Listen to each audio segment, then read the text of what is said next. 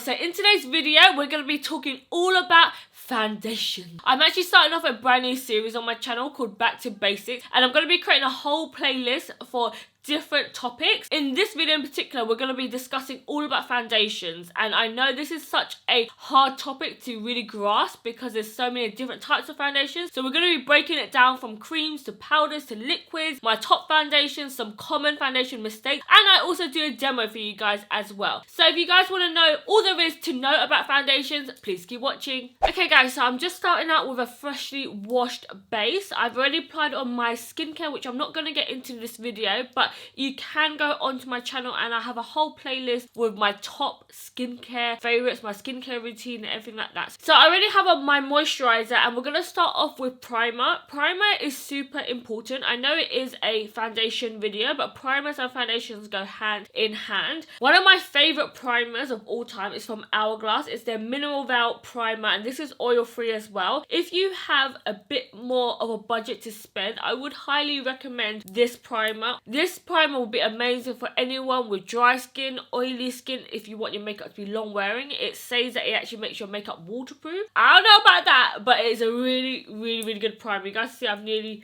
finished it already, but in this video I'm going to be using all drugstore kind of affordable products in this video. So we're not going to be using this today, but this is a favourite of mine for sure. A dupe that I found for the Hourglass primer is from NYX, and it's the Angel Veil primer, and this is also oil free as well actually. So I'll do a little squirt of the Hourglass, and then I'll put the Angel Veil right next to it. So the Hourglass texture is a lot more kind of creamy. It has a little bit of a blue tint to it, so I do notice if you have a slightly deeper skin tone, it does turn your face a little bit white or a little bit ashy, but it's a primer, so you're gonna put foundation over it anyways. This is the Angel Veil.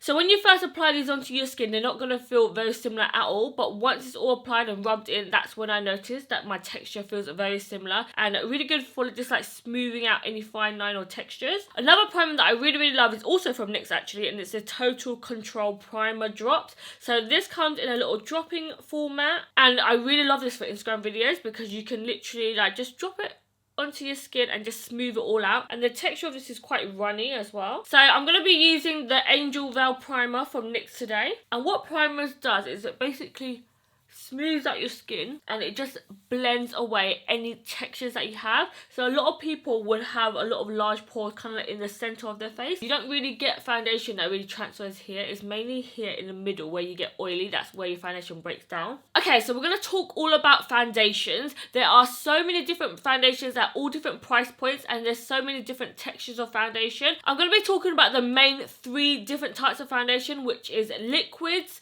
powders and creams. So for me personally, I always prefer a liquid foundation. I find that they give the most kind of variety and the most kind of coverage, and you can blend them out a lot easier. So my favourite foundation for oily skin is the Fenty Beauty foundation. They have so many different shades of this, and I actually thought that this foundation broke me out for a while, but I don't think it was this because I used it again recently and I didn't break out from it. So I apologise for anyone that watched that video where I said I thought this broke me out, because I think it was actually a different skincare that was breaking me out, not the foundation. I'm sorry, Fenty. This foundation is super matte, gives a medium to definitely a full coverage, and you can build up really well. It also takes amazing photos and doesn't flash back, and it also is one of the only foundation that lasts all day on my skin without going really oily. So if you have more dry skin or normal to dry skin, I would definitely recommend the Giorgio Armani foundation. I talked about this so many times on my channel. It is so hard to find a foundation that gives you coverage but also looks natural at the same time, and Giorgio Armani has it in the bag. The only downsides of this foundation is that I don't think there's that many shades, and also with the Giorgio Armani you have to use quite a lot of foundation to get really good coverage,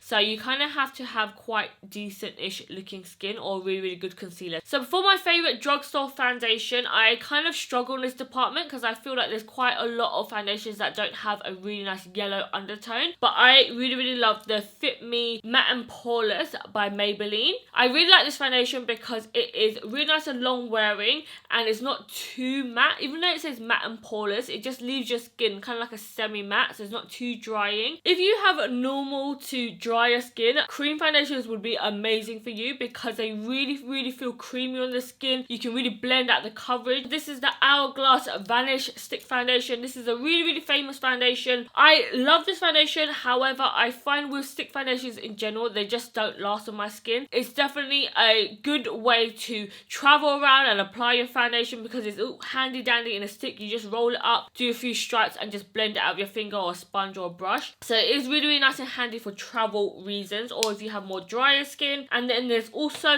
powder foundation. So this is the MAC Studio Fix powder.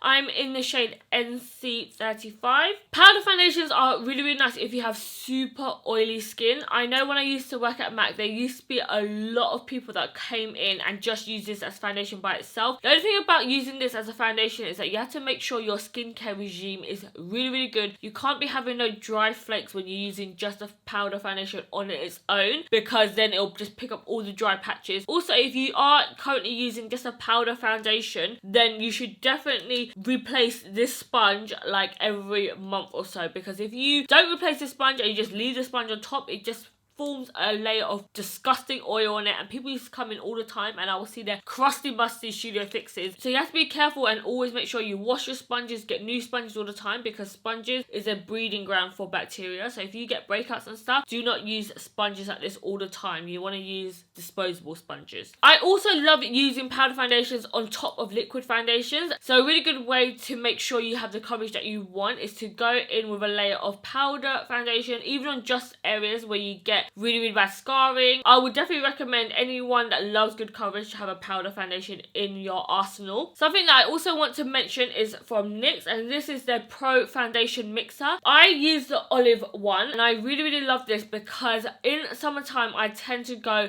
really dark and I tan really easily, and I don't want to be buying new foundations all the time. So buying a foundation mixer is just basically a darker foundation, and whenever you're feeling like your foundation is a bit too pale or you caught some sun, you just add a few drops of your foundation mixer into your foundation and it just deepens up the colour so that you can use your foundation all the way till the end and there's no wastage. Good tip and super affordable as well. Okay, so when it comes to applying the foundations, there's 3 different ways you can apply the foundation. One is probably the most basic, which is with your fingers. Not gonna lie, it literally cringes me out and my bum cheeks kind of clench when I see people applying foundation with their fingers, but each to their own. I know there's a lot of famous makeup artists out there that swear by applying foundation on with their fingers, but the thought of getting it everywhere and just like smearing it on like moisturizer, I'm just like, getting it all up in your eyebrows and your eyelashes, I'm just like, oh no. So I prefer either using a brush or a sponge. Probably using a sponge is the most effective for me personally. So my favourite sponge of all time is the Sapphire Beauty Blender, specifically this Sapphire one, not the pink one, not the black one. Those are okay, but when it comes to the best sponge, it's definitely the Sapphire one. I just feel like it's a lot softer. I know beauty blends are really expensive, so another alternative is the Real Techniques sponge, and that one is super affordable. It's orange. I think they have a few different shapes now as well. Don't be going to no Forever 21 and where the checkout line is, get one of those sponges, because honestly they are like rocks and you don't want to be hitting your face with a damn rock, you know what I'm saying? So another way to apply your foundation is by using brushes. So there's the basic foundation brush. This one's from Lancome, but you can honestly get these anywhere. So this is probably what they'll show you to use in a basic foundation tutorial. I actually don't like using these type of paddle brushes because I find that they leave your face feeling super streaky, and I also don't feel like you can really blend it in. This might be good for the first initial kind of like brush on application, but you need to either go on top with a buffing brush or a sponge anyways. So there's no point really in going in with this because it's super streaky. You see all the lines and it doesn't look really smooth. So another brush that I really love is from Real Techniques, and this is the 301 foundation brush. But anything that is a flat top kabuki brush, these brushes are really good because you can bounce onto the skin and this will give you really good coverage. So if you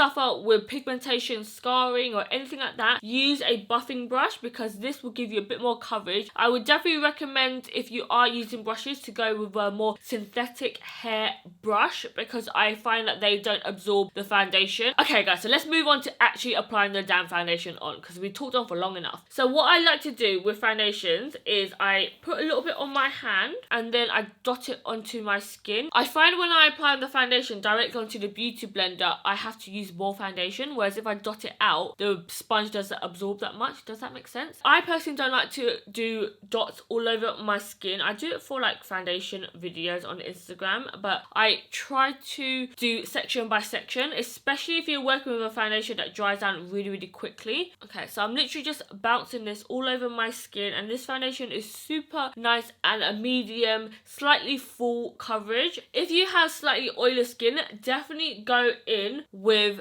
a oil-free foundation if you can. You don't want to be giving your skin more oil if you have really, really oily skin. Also, another tip for applying on foundation is that you really want to work your foundation in layers. This is where I find people go really, really wrong with their foundation because they apply on so many parts of foundation and then they wonder why the foundation slips off. You need to apply it in thin layers. Also, when you build up your foundation, you probably don't need coverage all over. So I apply on a thin layer all over the skin, and just where I want more coverage, like for example on my cheeks here, you can even go with a separate concealer, or I go in those areas with just a bit more foundation and I just build up that area rather than my whole face looking really, really cakey and overdone. If you just build up certain areas of your skin, you have a higher chance of your foundation lasting longer, it looks more even and more blended, and it doesn't look cakey throughout the day. Okay, so I applied on my foundation, but I'm going to talk about some common problems that come with foundation and why people get confused with it. I remember when I first applied a foundation, I was like, what colour do I get? Why is it going patchy? Why is it oxidizing? So the first common problem is, how do I know what colour to go for and what is my undertone? So there's so many different ways that you can figure out what is your undertone, and sometimes your undertone can change. So in the summertime you can lean a bit more warmer, and then in the winter time you can be a bit more cooler. So overall there's 3 different undertones. There is pink, neutral and warm. So warm is a bit more yellow and cool is a bit more pink. However, if you go to MAC terms like NC, it's the opposite. NC in MAC terms is more yellow and NW is a bit more pink. However, in the normal generic world that's not MAC, warm means yellow and cool means pink. So you have to remember that. I don't know why MAC likes to trip people up because they want to go against the grain. If when you're ever in doubt, always pick a neutral undertone because that is a bit of both. It's not too pink and it's not too cool. Sometimes I find when I go for neutrals though, on me it looks kind of grey. That's because I pull a really, really yellow undertone. So if you are a redhead or if you're blonde and you find it really, really hard to tan, or if you go outside and you get sunburnt really, really easily, you normally tend to be an NW from MAC or a more pinky kind of undertone. The best way to match your foundation is by doing 3 stripes onto the neck. That's how we got trained at MAC for doing foundation matches. You want to try a medium shade, a light shade and a darker shade, and you also have to be careful because foundation oxidizes, especially if it says it dries down to a matte finish. For some reason, when something dries down to a matte finish, that's when you find the oxidization happens. So what you want to do is you want to put the 3 stripes, you want to walk around for a little bit, take a photo with the foundation as well, because some foundations will give you flashback. Normally if the foundation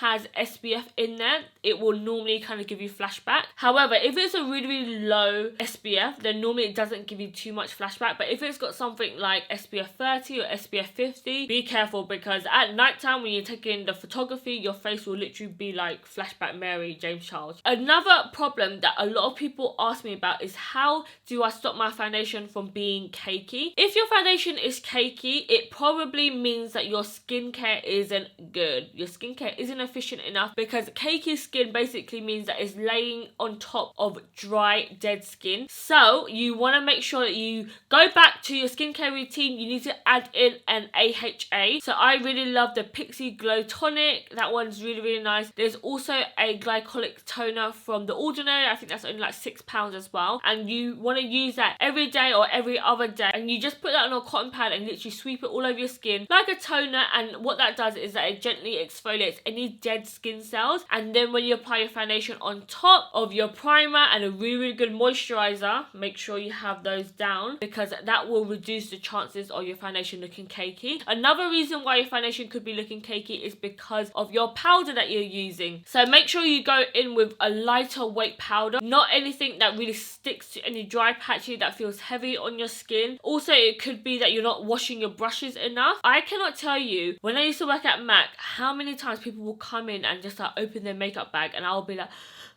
because a lot of people hardly ever wash their makeup bags and their makeup brushes be literally looking like they're 10 years old with flies coming out of it. Now, girl, you need to make sure you wash your brushes and your sponges after nearly every use. If I ever reuse a sponge or a brush, I would use it probably 3 times max. However, I do wash my sponge after every single use. I know that sounds a bit anal, but you want to make sure your sponge isn't harboring bacteria. Another common problem that people find is that their foundation doesn't last, and this could be quite a few different reasons why your foundation is not lasting. It could be because you have really, really oily skin, and that was definitely my problem. I have such oily skin that sometimes I will look in the mirror and literally my foundation will be sliding off. So the only way to counteract that and to make my foundation last a little bit longer is to make sure I have a really, really good powder. I love the one from Mercier, the translucent powder. That is the best for oily skin, because that really, really locks in the oil and doesn't make the oils come out so fast. Also, you can use a setting spray, and I love the one from Urban Decay, the all-nighter spray. You just spritz that on once you finish all your makeup, and that makes your makeup last a bit longer as well. Also, it could be the climate that you're in. So if you're in a really, really hot country,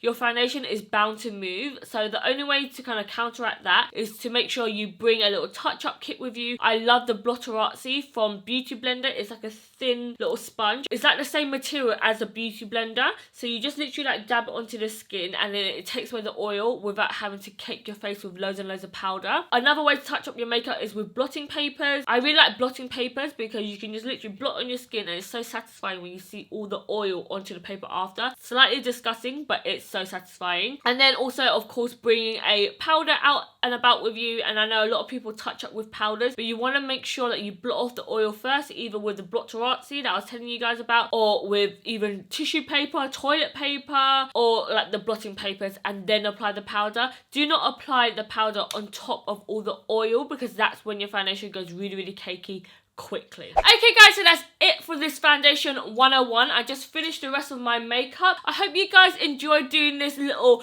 back to basics little episode with me. I've also filmed my contouring 101 do's and don'ts. Oh, that's a really juicy video. And I've also filmed this eyeliner for a specific video that's also going to go in this series. So make sure that your notification bells are turned on and that you are subscribed so that you'll get a notification when those videos go live. If there's any other subjects you want me to go really, really in depth on, comment them down below. You can also reach me on all my other social media platforms, which is just Thuyl on Snapchat, Twitter, Instagram and Facebook. And I'll see you guys in my next video.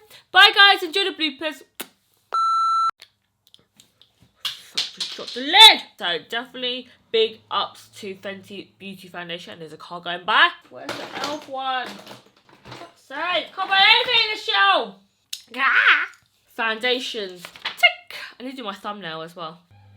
What? What is that sound?